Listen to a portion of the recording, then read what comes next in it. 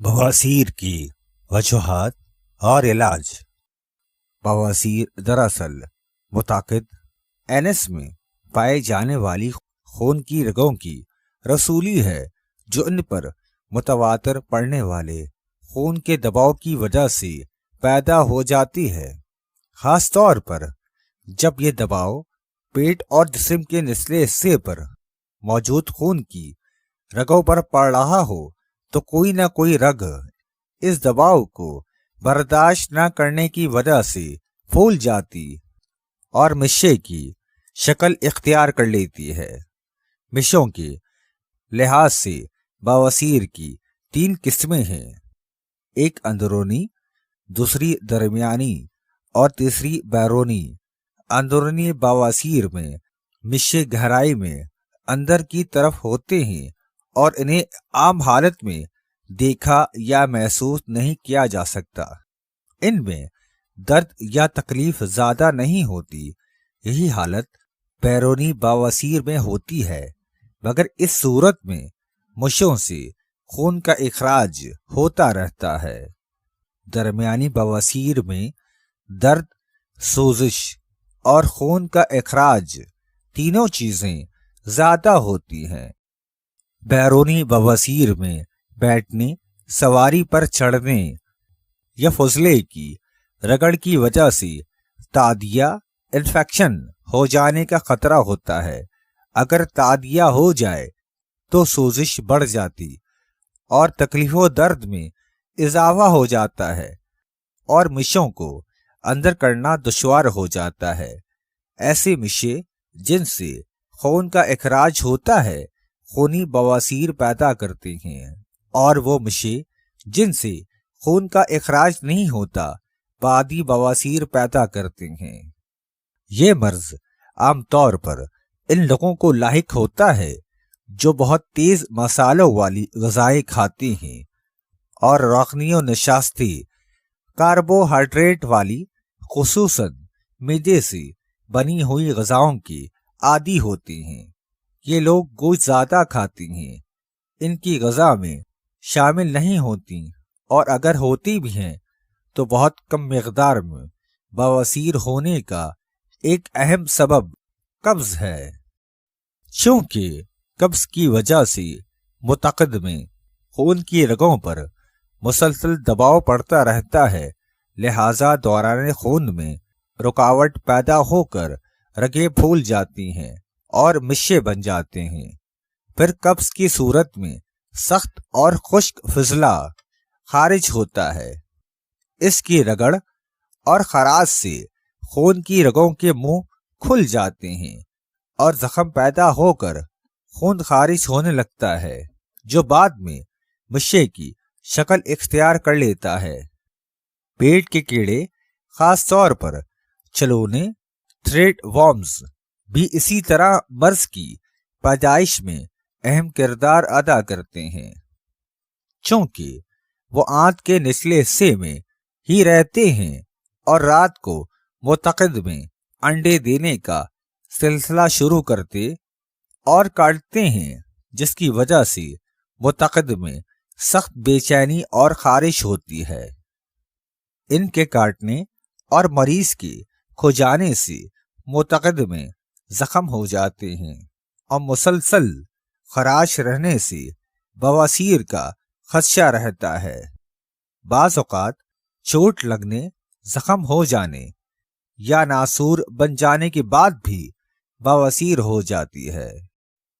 بواسیر صرف قبض کی وجہ سے نہیں ہوتی، بلکہ زیادہ دنوں تک دستوں کا آنا بھی اس کے اسباب میں شامل ہے، خاص طور پر جب تیز اثرات والی ادویہ زیادہ عرصے تک کھائی جائیں یا دستوں میں ایسے تیز مادے خارج ہو رہے ہوں جو جان و خراش پیدا کرتے ہیں۔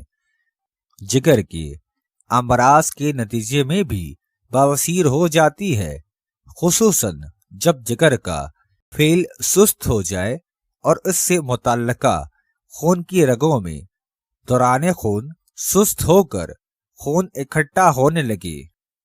ایسے افراد جو شراب نوشی کرتے ہوں وہ بھی بواسیر کے مرض میں مبتلا ہو جاتے ہیں۔ کبھی یہ مرض ایک ہی خاندان کے افراد میں زیادہ دیکھنے میں آتا ہے۔ اس کی بڑی وجہ ان کی غذائی عادت اور رہن سہن کے طریقے ہوتے ہیں۔ مثال کے طور پر بعض خاندان یا خاص علاقے کے لوگوں میں تیز مسالے کھانے کا رواج ہوتا ہے۔ بعض لوگ چکنائی اور گوشت زیادہ کھاتے ہیں۔ کچھ لوگوں کو کھیل کود اور ورزش سے دلچسپی نہیں ہوتی۔ بعض طبقے کاروباری مصروفیات کی وجہ سے ورزش کے لیے وقت نہیں نکال پاتے، حتیٰ کہ ان کے کام کی نوعیت ایسی ہوتی ہے کہ انہیں زیادہ وقت بیٹھنا پڑتا ہے اور وہ ذاتی گاڑی سے ہی دفتر اور گھر آتے جاتے ہیں، جس کی وجہ سے انہیں پیدل چلنے کے مواقع نہیں ملتے۔ کبھی یہ مرض موروثی طور پر والدین سے بچوں میں بھی منتقل ہو جاتا ہے۔ اکثر یہ بھی دیکھا گیا ہے کہ عورتوں میں دوران حمل بواسیر کی شکایت ہو جاتی ہے۔ رحم میں بچہ جوں بڑا ہوتا ہے، رحم کا دباؤ آس پاس کی خون کی رگوں پر پڑتا ہے، جس کی وجہ سے وہاں خون رکنے لگتا ہے۔ خون کی رکاوٹ رگوں کی دیواروں پر دباؤ ڈال کر مشے پیدا کر دیتی ہے۔ اسی طرح کی بواسیر اکثر بچے کی پیدائش کے بعد دور ہو جاتی ہے، لیکن کبھی کبھی یہ بعد میں بھی پیچھا نہیں چھوڑتی۔ پہلے حمل میں اس کے امکانات زیادہ ہوتے ہیں، اس لیے جب بچہ غیر معمولی طور پر تندرست ہو، جڑواں بچوں کی پیدائش متوقع ہو، ماں موٹاپے کی طرف مائل ہو یا دوران حمل اسے شدید قبض کی شکایت رہے، ان لوگوں میں بھی بواسیر پیدا ہونے کا خدشہ رہتا ہے۔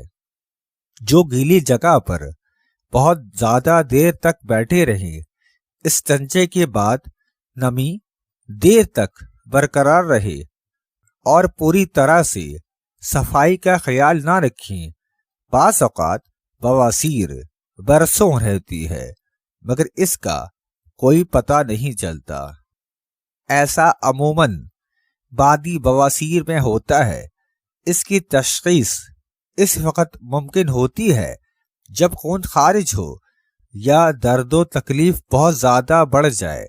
کبھی کبھی کسی دوسرے مرض کی تشخیص کے لیے جب آنتوں کا معائنہ کیا جاتا ہے تو پتہ چلتا ہے کہ بواسیر مشے میں بھی موجود ہے۔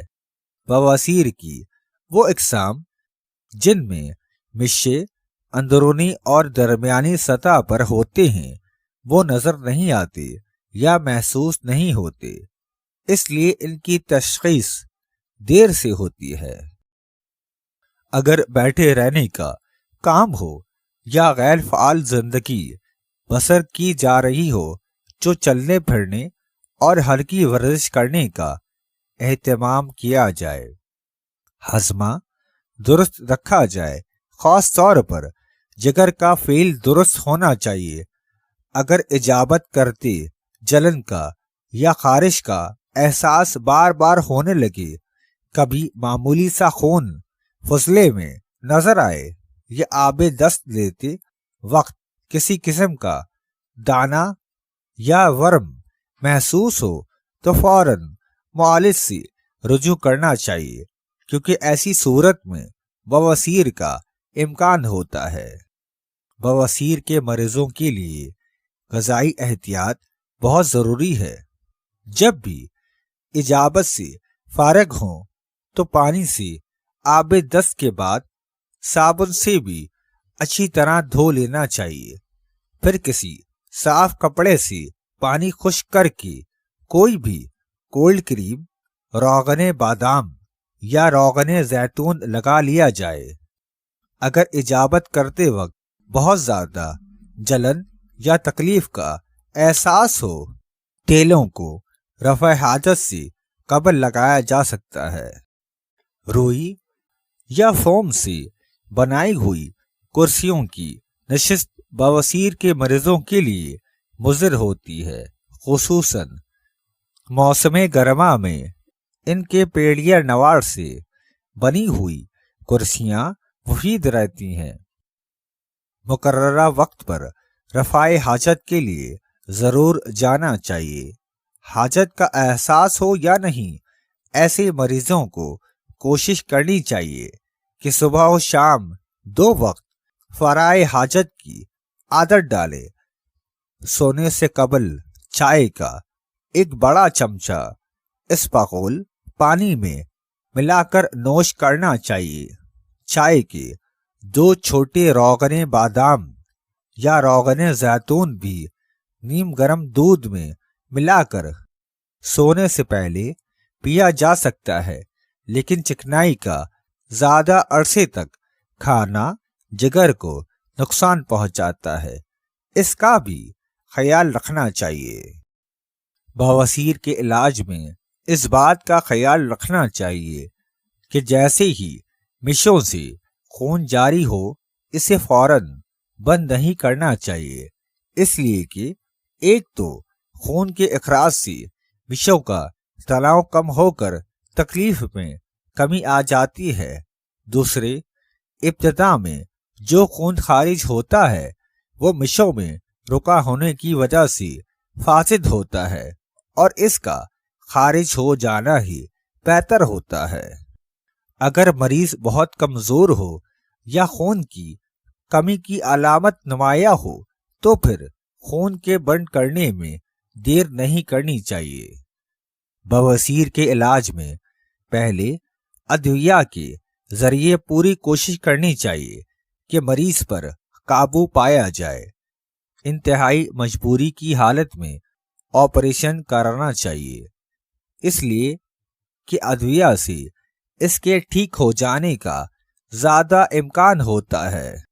جب دواؤں سے مرض ختم ہو جاتا ہے تو اس کے اسباب کا بھی علاج ہو جاتا ہے، اس طرح اس کی دوبارہ پیدا ہونے کا امکان بھی کم ہو جاتا ہے۔ طب یونانی میں اس مرض کے علاج کے لیے اچھی دوائیں دستیاب ہیں۔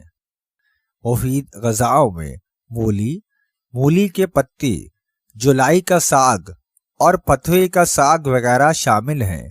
ان سے قبض بھی نہیں رہتا اور ضائع شدہ خون دوبارہ بن جاتا ہے۔ آپریشن سے پہلے مریض کو خاص قسم کے ٹیکے لگائے جاتے ہیں، مثلاً اگر بواسیر جگر کی وجہ سے ہو جو جگر سے متعلق ٹیکے لگائے جاتے ہیں۔ مختصراً غذائی تبدیلی اور مناسب حفاظتی تدابیر اختیار کر کے اس مرض سے چھٹکارا پایا جا سکتا ہے۔